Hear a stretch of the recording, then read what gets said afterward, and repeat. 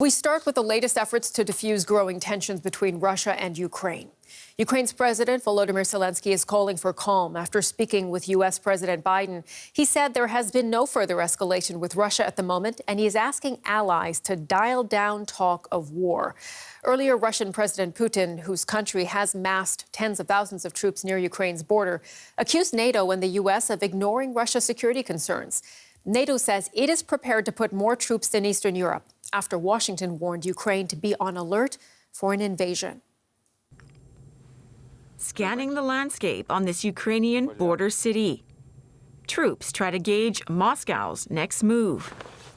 One soldier believes an attack here in Luhansk is unlikely.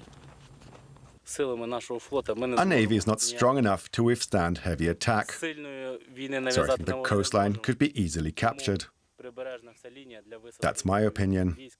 Everybody thinks about an invasion through Kharkiv or Donbass, but that's the wrong point of view. If they attack, they will do it from the sea. In the Black Sea, Russia's navy carries out drills on Friday. Still, the Kremlin says it wants a peaceful resolution. If it's up to us, the Russian Federation, there will be no war. We don't want war, but we will not allow our interests to be violated, and we will not allow our interests to be ignored either. It's hoped a diplomatic offensive will de-escalate tensions. High-stakes talks with various players are giving hope that a war in Eastern Europe can be averted. For those stuck in the middle, life is on hold. We just hope Russia takes us for good, because it has to stop at some point. It's been, what, 8 years of conflict? As diplomatic efforts advance, the U.S. is still warning Ukraine to prepare for a Russian invasion. For more on this story, we can speak now to Radek Cerkorski, who played a key role in formulating the EU's response to Russia when he served as Polish foreign minister during the Ukraine crisis in 2014. And Mr. Cerkorski is now part of the Conservative bloc in the European Parliament. Welcome to DW and good evening to you. If we look at what Ukraine's president has been saying today, he is essentially saying that the West, and journalists in particular, are playing up this panic. Then it's time to dial down the tensions. Now, the U.S. says a Russian attack is distinctly possible next month. What do you think Moscow is planning? Well, President Zelenskyy needs to keep his economy, the finances of Ukraine stable, so he needs to reassure people. But we know from satellite imagery that over 100,000 troops are massed all around Ukraine. Ukraine is surrounded on three sides by Russia, that this has been exercised before, and that Russia is making demands. President Putin regards Ukraine as a temporary artificial state, and he's made it very plain repeatedly. I was at the NATO summit in Bucharest in 2008, where he spoke about it quite openly. And last July, he published a manifesto for the subjugation or dismembering of Ukraine. So this is very serious. Oh, so Russia has, of course, on the record, denied any plans to invade Ukraine. But why do you think we're seeing this troop buildup now? What prompted it? Is it, do you think, as some analysts have suggested, that Vladimir Putin is taking advantage of a time where Europe is distracted? Well, of course. You know, the Russians lied about not wanting to take over Crimea either. And then they lied again about Donbass, and they lied about the Malaysian airliner, and so on. So, yes, I mean, aggressors lie. Nothing new about that. But why do they have 100,000 troops massed? Ukraine is a democracy, a member of the UN in good standing, a member of the OSCE. Ukraine has Russian security guarantees, Budapest Memorandum of 1994, under which Ukraine gave up what was then the third largest nuclear arsenal in return for these guarantees, which Russia has already broken.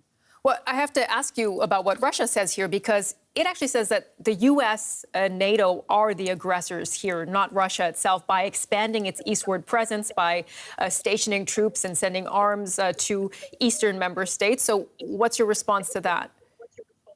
Well, at the NATO summit I've already mentioned, Germany vetoed giving Ukraine a membership action plan, and nothing has happened about that since then, except that Russia has invaded Georgia, Russia has taken over Crimea, Russia has invaded Donbass, Russia has installed Iskander nuclear-tipped missiles with a range to reach you in Berlin, and Russia has shot down that Malaysian airliner with Dutch citizens on it. So actually, it should be us that should be asking Russia for security guarantees.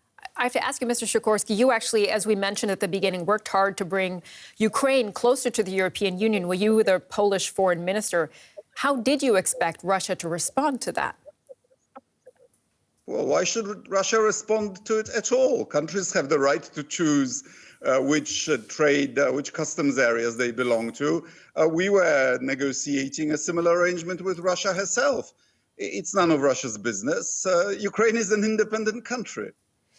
In the face of what you say is very clear aggression here from Russia, what do you think the European Union should be doing now? Well, the decisions to supply defensive equipment are national decisions. But if you are against war, you should be helping Ukraine defend itself, because that's what deters President Putin.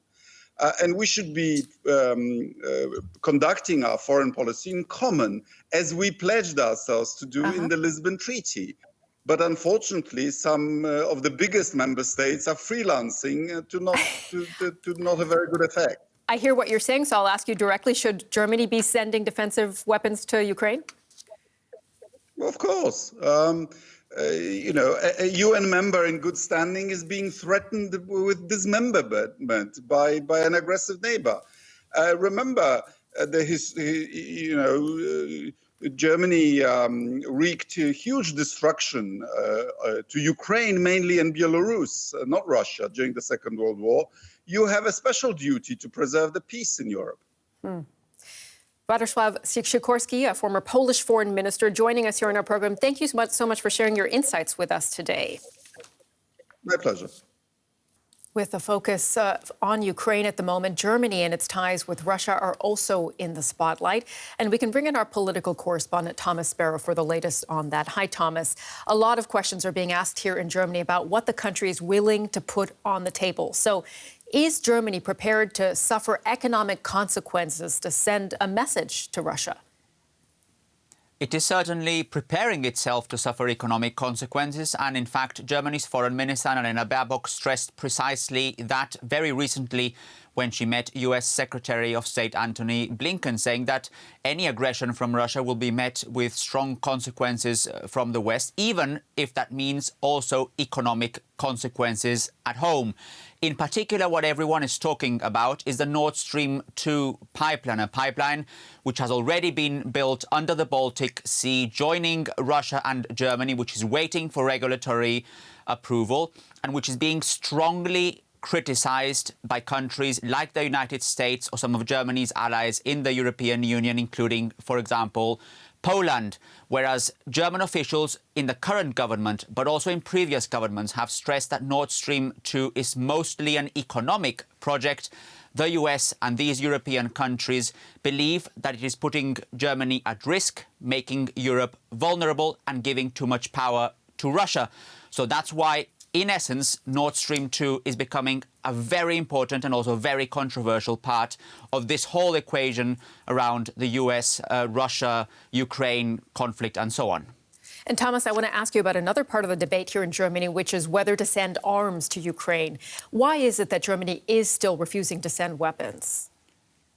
And this is one issue, Sumi, where Germany differs from other countries. Whereas the US or the UK have sent defensive weapons to Ukraine, Germany has refused to do so. They did send, for example, 5,000 helmets to Ukraine, but they are not willing to send defensive weapons, essentially because they believe that that could make tensions even higher and that could make the prospect of a negotiated solution even more difficult to achieve. And it's important to stress that Germany, alongside other countries like France, is really hoping for a negotiated solution to all of this.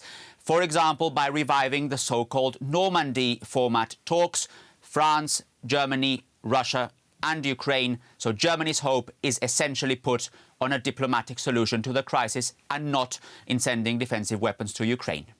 Our political correspondent, Thomas Sparrow, thanks so much for your analysis.